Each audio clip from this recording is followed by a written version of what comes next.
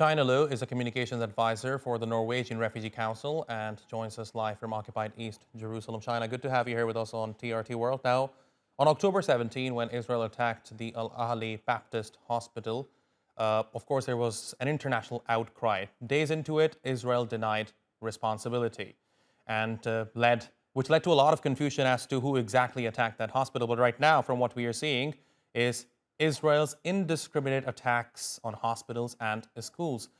So do you think Israel does not care about responsibility being attributed to it? And now what's going on?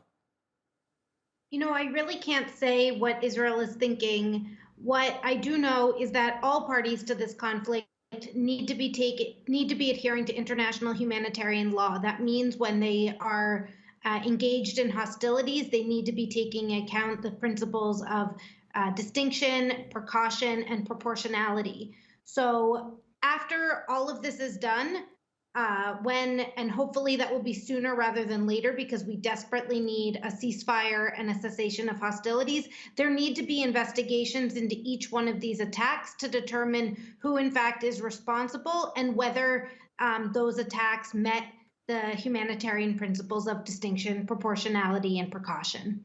But China, we are hearing reports from our own journalists who are present on the ground, and they're telling us they do see it from their own eyes that it's an Israeli airstrike targeting a hospital in Gaza. So do you think even in those cases we need an investigation to ascertain whether it was Hamas or Israel who attacked that hospital?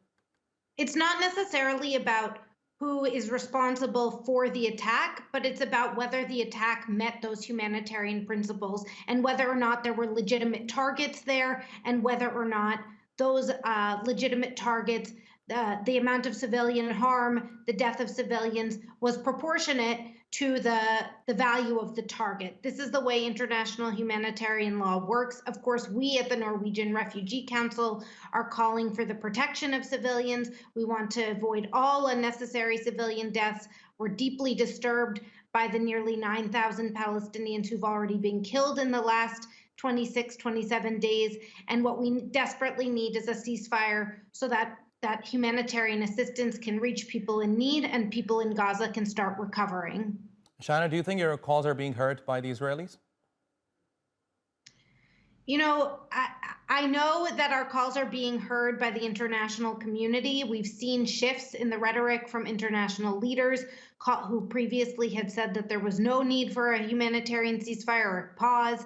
And now we're seeing that there's increasing support for that. I think we need to keep it up and continue to push. Obviously, we saw Prime Minister Netanyahu said earlier this week that a ceasefire was out of the question, but we need to be increasingly putting pressure not just on the Israelis, but on the international community, international leaders to be pushing the Israelis. What I'm hearing from my colleagues in Gaza now is that they just cannot take any more of this. They do not know how long they can last. They are terrified for their lives. They are exhausted. They are struggling to find just basic needs. And so we need to be continuing to put pressure for a ceasefire in order for this madness to just stop. Indeed, and this is primarily why there is growing call from the international community for a ceasefire. Shaina, since you have sources in Gaza, let me ask you, what are they telling you about how many hospitals are operational in the besieged enclave?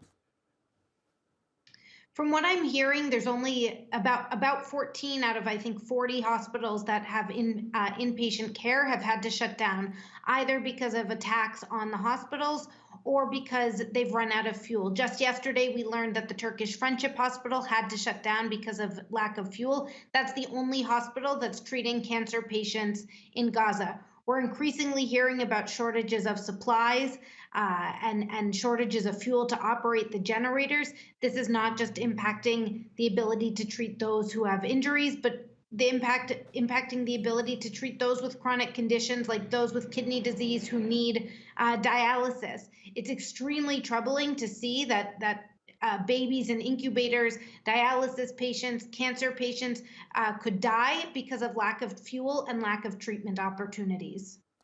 Shaina Low, fascinating insights into the topic. Thank you very much for talking to us here on TRT World. Really appreciate your taking out the time.